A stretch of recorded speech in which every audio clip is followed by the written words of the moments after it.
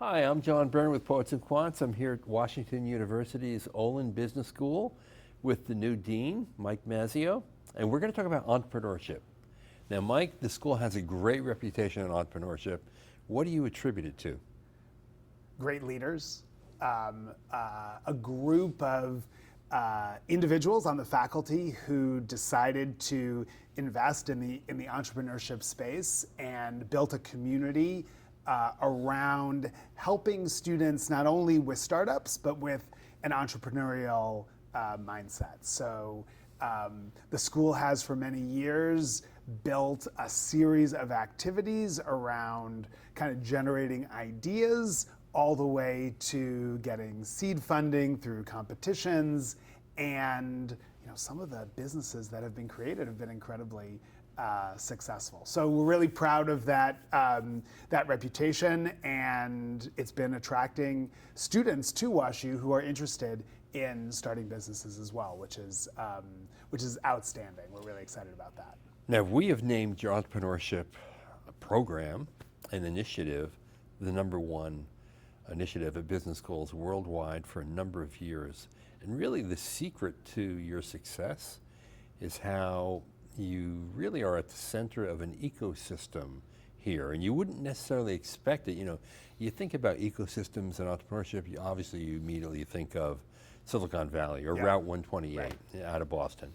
But you have an incredibly thriving community of entrepreneurs supported by things like the hatchery and other incubators in town. Talk a little bit about that ecosystem and how important it is. Yeah, so I think the community here has recognized the importance of supporting entrepreneurs as part of economic development, and where it may not be as natural as some of the places that you've mentioned, has generated support institutionally to supplement that, And so we have some amazing local institutions and areas like Cortex here in St. Louis, partnerships with other universities in the region, and institutional support across the various schools here at Washington University, the engineering school, the medical school, where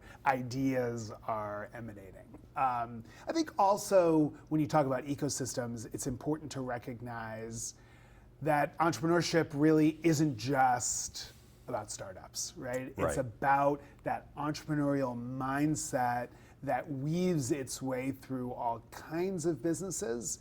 And we have a lot of great business people here locally who support the university very strongly and support our efforts at Olin. Now, one idea that you have is the notion that entrepreneurship needs to be broadened, at least the business school definition of entrepreneurship. Tell us what you mean by that. Yeah, so I think when we say entrepreneurship in business schools, too often that term gets equated with startups. Right.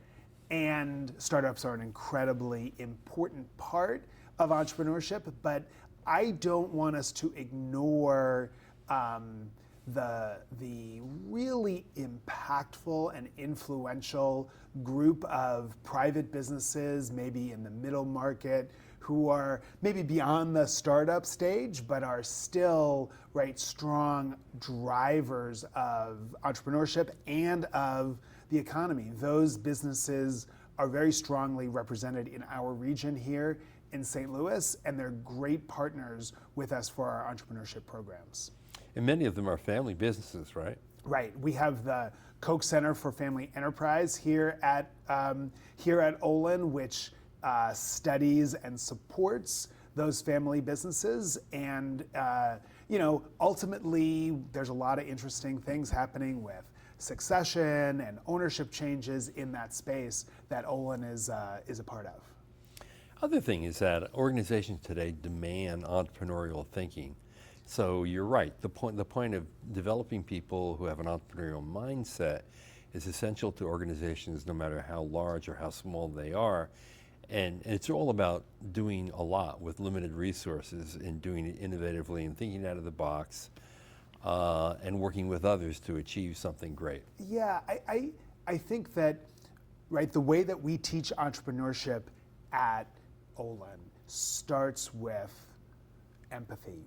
What problems need to be solved? Thinking about it from the perspective of a potential consumer of a product or a concept or a service, and having that approach of empathetically trying to think about potential customers, the challenges that they are having, and how we can solve them, right? If you take a course that executes that kind of thinking in the context of a startup, you're going to be valuable in any kind of a company.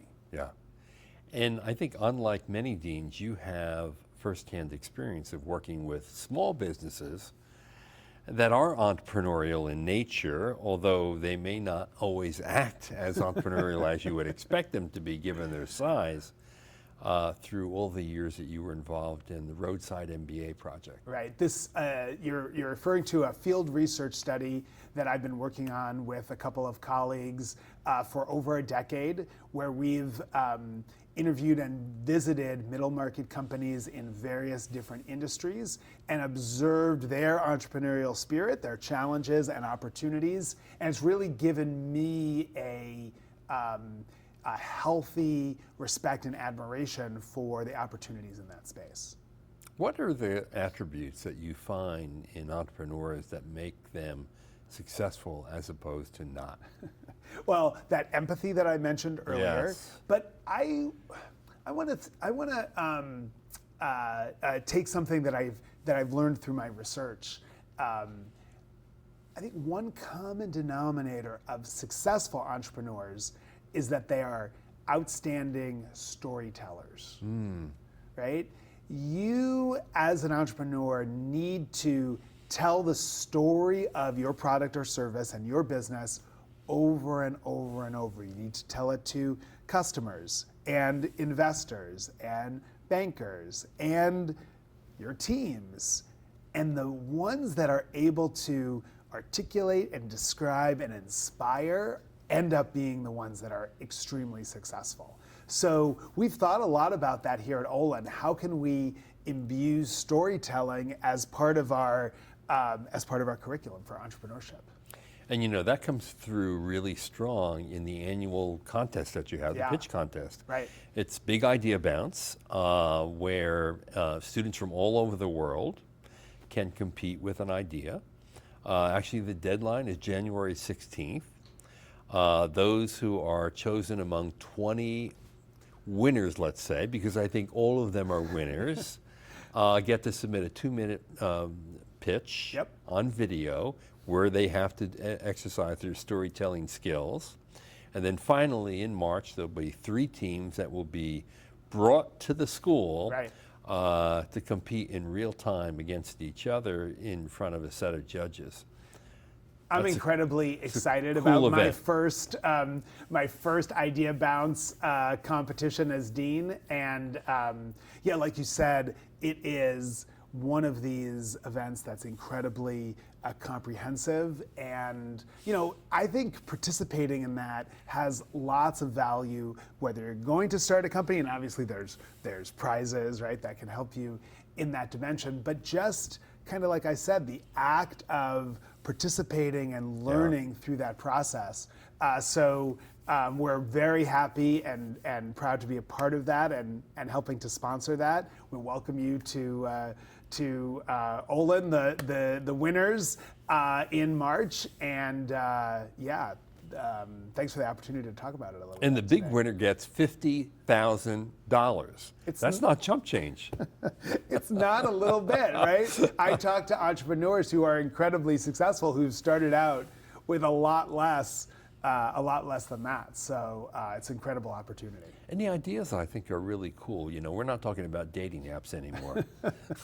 Well, and this is something that I would encourage to anybody who's thinking about entering the competition. Think about a problem to be solved, right? That's where you have to start. And you know, those businesses, they don't necessarily have to be a tech business. They don't necessarily have to be something that's on an app. There's lots of challenges and pain points out there that are ripe for innovation.